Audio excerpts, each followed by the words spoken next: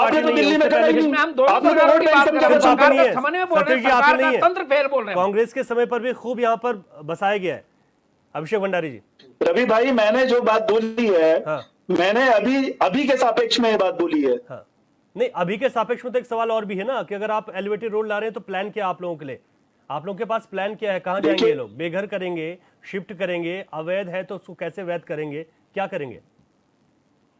देखिए रवि भाई, मानवता के नाते किसी को भी बेघर नहीं करा जाएगा। सरकार प्रत्येक व्यक्ति के ऊपर छत चाहती है। हम तो प्रधानमंत्री आवास योजना लाने वाले लोग हैं। हमने तो गरीबों को जिनके पास छत भी नहीं थी उनको छत दी चिंता है। इस बात की ना, एलिवेटेड रोड से किसी को कोई दिक्कत नहीं है, तो होना चाहिए, लेकिन साथ साथ चिंता इस बात की है ना कि इतनी महत्वपूर्ण जो योजना अगर आ रही है तो वो इस तरीके से भेंट ना चढ़ जाए कि कुछ दिक्कतों की वजह से उसकी शुरुआत ही ना हो, या फिर वहां पर दिक्कत आ जाए और ज्यादा लेट हो जाए। ये दिक्कत है, ये चिंता है। देखिए रवि भाई, हमारा काम जनता को सहूलियत प्रदान करना है, चाहे वो आरोग्य योजना हो, चाहे वो प्रधानमंत्री आवास योजना हो। हमारी एक एक योजना आखिरी पायदान में खड़े व्यक्ति को सुविधा देने का कार्य करती है। चाहे अंत्योदय योजना हो, हमारी एक एक योजना नहीं है, अनेकों योजनाएं हैं। ठीक है, हम इसके लिए इंतजार करेंगे लेकिन कि जो इन विपक्ष बच्चों को ने क्या होगा। कभी सोचा नहीं, जो कुछ करा नहीं, तो वो क्या समझेगा इन ठीक है, चीजों को। अभिषेक भंडारी जी आपका क्या कहना है इस पर? क्योंकि अभी जिस तरीके से एनजीटी का आदेश आया था तो सबसे पहले कांग्रेस चले गई थी वहां पर, कांग्रेस ने कहा कि हम टूटने नहीं देंगे। चलो रवि भाई, आपकी बात का जवाब दे रहा हूँ। पहले मैं सतीश भाई की बात का जवाब देता हूँ कि सतीश भाई ने बोला कि प्रधानमंत्री आवास योजना हम उस पार्टी के लोग हैं। कोई बात नहीं, आप सत्ता में हैं तो सत्ता में जनता का पालन पोषण आप ही ने करना है। जनता के लिए आपने योजनाएं लानी है। आपको पता होगा शायद, ये जो प्रधानमंत्री आवास योजना है ना, इसको किसी ज़माने में इंदिरा आवास योजना बोलते थे। अगर मैं याददाश्त मेरी अगर बहुत कमज़ोर नहीं है तो इंदिरा आवास योजना होती थी ये पहले। चलो ये आंकड़ा दीजिएगा अभिषेक भाई। जी भाई, तो चलो कोई बात नहीं। कितने लोगों को मिली? चलो आप आज के विषय पर, आज के विषय में फिर मैं दोबारा बोल रहा हूं, अगर एलिवेटेड जो योजनाएं हैं, ये रिस्पना से या बिंदाल से या आसारोड़ी से या आईएसबीटी से, जो भी योजनाएं हैं, अगर आपने उसकी प्लानिंग करी होगी तो प्लानिंग के बीच में आपको सब कुछ पता होगा कि भाई हमने इसके कितने पेड़ हैं, कितने मकाने हैं। ये आज के मैं पेपर में पढ़ रहा था, दैनिक जागरण में है, अमर उजाला में, हर पेपर में है कि इसमें कितने लोग, कितने मकान। अभी आपके चैनल के माध्यम से भी देख रहा था मैं कि 3000 मकान लगभग इसमें प्रभावित होंगे, योजना होंगी। मैं बोलने का मतलब ये नहीं है कि डीपीआर बन रही होगी तो डीपीआर का मतलब सबको पता है, लेकिन मैं इस चैनल के माध्यम से पुनः सरकार से एक आग्रह कर रहा हूं कि ये एलिवेटेड जो योजना है ये मात्र एक सिफुगा न रह जाए। क्योंकि 2007 में जब बीसी खंडूड़ी जी चीफ मिनिस्टर आए थे तो वो मास्टर प्लान लेके आए थे। मैं अभी भी बोल रहा हूं, उस मास्टर प्लान में आज तक 2027 पूरा होने वाला है, 10% भी काम नहीं हुआ है उस मास्टर प्लान की। आपको कांग्रेस को ऐसा क्यों लगता है कि ये योजना शिगोफा रह जाएगी? अरे क्यों लगता है आप लोगों को? रवि भाई आप बताइए, कारण क्या है? मैं बता रहा हूं। आप जब प्रधानमंत्री जी ने 200 स्मार्ट सिटी योजनाओं के, स्मार्ट सिटी का नाम था तो उसमें देहरादून का भी नाम था। देहरादून के लिए 1600 करोड़ पास किए थे, पैसा आ गया। स्मार्ट सिटी 2 में देहरादून का नाम गायब हो गया। ये क्या हमें चिंता नहीं होगी? किसको चिंता होगी? सरकार को चिंता होगी। भारतीय जनता पार्टी आपको एक एग्जांपल देगी कि अभी जो 2.5 घंटे की जो सड़क की बात की जा रही है देहरादून से दिल्ली, ये किसने बनाई? ये भी तो एक एग्जांपल दिया जा सकता है। क्यों नहीं एग्जांपल भाई, उस चीज का हम स्वागत कर रहे हैं ना, मना कब किया। लेकिन जो आपने ये एलिवेटेड रोडें ये आज की नहीं है, ये डीपीआर दोबारा बन रही हैं। रे भाई आपके माध्यम से मैं दोबारा आपको दुरुस्त कर रहा हूं, हो सकता है डेट में आगे पीछे। उस बात पर कोई इंकार नहीं, इससे पहले डीपीआर बनी होंगी, कोई इंकार नहीं हो। जब कांग्रेस की सरकारें रही होंगी, मैं अभी आपको बता रहा हूं 2002 से 2007 या 2012 से 2017, आप बताइए आईएसबीटी था नहीं यहाँ पे, या यहाँ पे विधानसभा था, या सचिवालय है, यहाँ पे सभी बस्तियां थी। तो इन बस्तियों को क्या बिल्कुल उजाड़ा गया होगा? आप बताइए जरा। मलिन बस्ती, आईएसबीटी के पास मलिन बस्तियां थी, तो कांग्रेस की सरकार ने उनका माने जवाबदेही से उनको बसाने का काम किया। आप ये मत बोलिए कि कांग्रेस की सरकार कुछ नहीं किया। कांग्रेस की सरकार ने, हाँ आज आप ये जरूर बोल सकते हैं कि आईएसबीटी का हम स्वरूप चेंज कर देंगे, कर सकते हैं, लेकिन आपके पास किसको बसाने का काम किया कांग्रेस ने? जो वहां पे चाहे वैध हैं चाहे अवैध हैं, अगर उनको बसाने का काम किया सबको, अब वही तो आज सबसे बड़ी दिक्कत बनी हुई नहीं है। एक चीज अब क्या बात कर रहे बताइए, हैं हम शिवाजी? जो आदमी क्या उसके ऊपर बुलडोजर चला दें क्या? आप बताइए रे भाई। अवैध को वैध बता दें क्या? नहीं, अवैध को अवैध वैध क्यों बताना है? अगर आपने कोई योजना बना रखी है, अगर उस जगह पे भाई आप, नहीं तो विकास कहां से होगा? आप बताइए, यहाँ पे हमारे यहाँ जितने भी फ्लाईओवर बने हुए हैं, आप ये बताओ देहरादून में कितने फ्लाईओवर भाई साहब? ठीक, आप तो सारे के सारे कांग्रेस के समय के हैं, इनकार कर ही नहीं रहे। एलिवेटेड रोड जो जिसको मैं मलिन बस्तियों को उजाड़ने का काम मैं बार बार बोल रहा हूँ। मैं अपने साथी से जो भारतीय जनता पार्टी प्रवक्ता है 2-3 चीजें गिनवा देता हूँ। उन्होंने कहा कि प्रधानमंत्री जी ने शुरू में बोला कि 15 लाख आपके घर में आएंगे, वो नहीं आए, उन्हें छोड़ दीजिए। अगले साल उन्होंने कहा कि हर घर हम हर साल 2 करोड़ नौकरियां देंगे पूरे देश के अंदर। 2 लाख भी नहीं आई, 1000 भी नहीं आई, छोड़ दीजिए। एक सवाल भी आप इस पर डिबेट कर लेंगे अगली बार, कोई दिक्कत नहीं है। फिर आपने कहा कि हम हर साल 1 करोड़ घर देंगे, 1 लाख घर भी आप दे नहीं पाए, और आप कहते हैं रिकॉर्ड की बात। इस पर डिबेट कर लेंगे। हम सब आंकड़ों के हिसाब से बैठते हैं, हम आम आदमी पार्टी के लोग हैं, तथ्यों के आधार पर बैठते हैं। आज हम सिर्फ ये कह रहे हैं एलिवेटेड रोड का स्वागत है, एलिवेटेड रोड का स्वागत है, दोनों हाथों से स्वागत है मेरे भाई। हम मना नहीं कर रहे, हमारा ये हम इसका भी स्वागत कर रहे हैं कि आपने एलिवेटेड रोड के लिए 6250 करोड़ रुपया दे एक टोटल ले आए हैं, एक एस्टिमेट ले आए हैं। हम ये कह रहे हैं केवल कि भाई बनाइए, वेलकम है इसका। लेकिन जहां पर एलिवेटेड आप रोड बना रहे हैं वहां 3 से 4 हजार फैमिलियां बसी हुई हैं। आप उनको हटाने के लिए रिसर्च करिए, एस्टिमेट लाइए। तो आप सुझाव किस बात के ले रहे हैं? आप सुझाव इस बात के ले रहे हैं कि केवल उनको तोड़ा कैसे जाए, इस बात के सुझाव ले रहे हैं कि तोड़ा जाए। अरे आप ले आए ना प्रस्ताव, तो आप ले आए ना, क्यों ग्रसित हो आप तोड़ने के लिए मलिन बस्तियों को आप प्रस्ताव मांग रहे लोगों से। लोग कह देंगे ये मलिन बस्तियां तोड़ दो, आप तोड़ दोगे क्या? हिम्मत है भारतीय जनता पार्टी में? आम आदमी पार्टी खड़ी है रोड़ा बनकर। पहले उनको स्थापित करिए, पहले उनके घर बसाइए, उसके बाद में तोड़ने देंगे। चिकन चिल्लाई करके झूठे आंकड़े पेश करके यहाँ पे कुछ नहीं होने वाला आपका। उत्तराखंड में 1 सीट भी नहीं मिलने वाली है, कोई बात नहीं, हम जनता की सेवा करेंगे भाई। ठीक है हम जनता के विधायक बन करके लोगों को लूटने का काम नहीं करेंगे, उनको धोखा देने का काम नहीं करेंगे। हम उनके साथ में धोखा देने का काम नहीं करेंगे। महत्वपूर्ण होता है कि हम इसमें ये समझ लेते हैं कि इन बस्तियों के लिए रहने वाली पार्टी ऐसा सेवा करती है जनता हम की। ये समझ लेते हैं इन बस्तियों के लिए सरकार ने क्या प्लान बनाया है, शायद वो स्पष्ट नहीं हो पा रहा है। हरीश मैक्रू जी, ये बहुत बड़ी समस्या के तौर पर सामने आ सकती है क्या ये चुनौती एलिवेटेड रोड को लेकर? बिल्कुल नहीं रवि जी, ऐसा है कि देहरादून में विकास की आवश्यकता तो है ही है। सड़कें कंजक्शन में हैं और सड़कों का चौड़ी होना भी जरूरी है, नई सड़कें बनना भी जरूरी है। और सबसे जो फोकस किया जाना चाहिए वो देहरादून में पार्किंग पे किया जाना चाहिए। देहरादून में पार्किंग की धीरे धीरे समस्या बढ़ रही है और भविष्य में यदि कोई यहाँ पे एग्जाम कंडक्ट होता है या कोई आयोजन होता है, बड़े आयोजन नेशनल लेवल इंटरनेशनल लेवल, तो उनके लिए हमारे पास पार्किंग का अभाव है। तो सरकार अब भी से पार्किंग के लिए जगह जगह जमीन एक्वायर करे। आईएसबीटी सारा इंक्रोचमेंट की मतलब चपेट में है, अतिक्रमण की चपेट में है। आईएसबीटी के आसपास की जमीन पूरी रिस्पना नदी मतलब रिस्पना पुल तक की जो जमीन आईएसबीटी से है वो थारू और बोक्साओं की जमीन है। आपको आश्चर्य होगा कि जिसने साइकिल का पंचर लगाने वाले कबाड़ी की दुकान लगाई थी आज 2-2, 3-3 बीघे का मालिक है। तो कैसे है? तो उसने वो थारू बोक्साओं की जमीन कब्जा दी है। सरकार जांच बिठाए, जितने की रजिस्ट्री है उतने में रखे, बाकी खाली कराए, उस पे सरकार पार्किंग बनाए। ठीक है सर। लेकिन सरकार में बैठे हुए भी हमारे माननीय जो है वो सुसुप्त अवस्था में है। प्रशासन को क्या लेना देना, प्रशासन मैनेज हो जाता है, इसलिए नहीं हो पा रहा है। वरना किसको पता नहीं है कि देहरादून की पूरी आईएसबीटी से लेकर रिस्पना पुल तक की जमीन थारू और बोक्साओं की जमीन है, उसकी किसी को रजिस्ट्री नहीं हो सकती है। यदि हो रखी है तो वो वाइड हो जाएगी। तो सरकार जांच बिठा दे, जितने की जिसकी रजिस्ट्री है, जितना पैसा दे रखा, बाकी खाली करे, वहां पार्किंग बनाए। ठीक है सर। अच्छी वहां पे दुकानें बनाए, सारे कबाड़ की दुकानें हैं।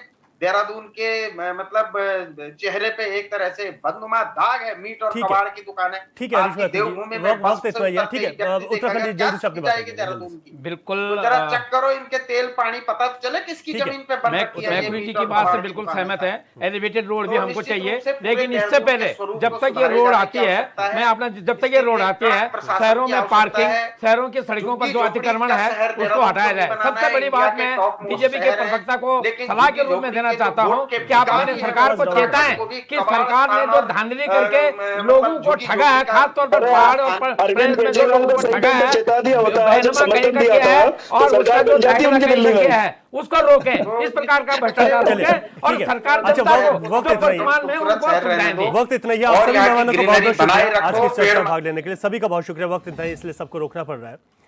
ठीक है, एलिवेटेड रोड वक्त की आवश्यकता है और इस पर अगर सरकारें बात कर रही है तो अच्छा लगता है सुनकर कि एलिवेटेड रोड होंगी और शहर में जाम की जो समस्या आने वाले वक्त में जो और ज़्यादा दबाव बनेगा उससे मुक्ति मिलेगी।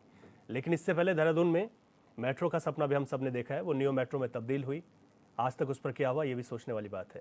इसके अलावा एलिवेटेड रोड के नीचे जो हज़ारों परिवार हैं उस जद में आ सकते हैं, जो सर्वे हुआ है, उन लोगों के बसावट के लिए क्या होगा, ये भी एक बड़ा सवाल है। यानी कि सरकार अगर कोशिश कर रही है किसी बात को लेकर, एलिवेटेड का किसी को कोई यहाँ पर ऐतराज़ नहीं है, ये समय की मांग है, लेकिन इसके साथ साथ प्लानिंग क्या है ये कहीं किसी कारणों से रुक न जाए या कोई व्यवधान इस पर ना आए, इस पर गंभीरता से सोचना होगा। क्वेश्चन आवर में इतना ही। नमस्कार।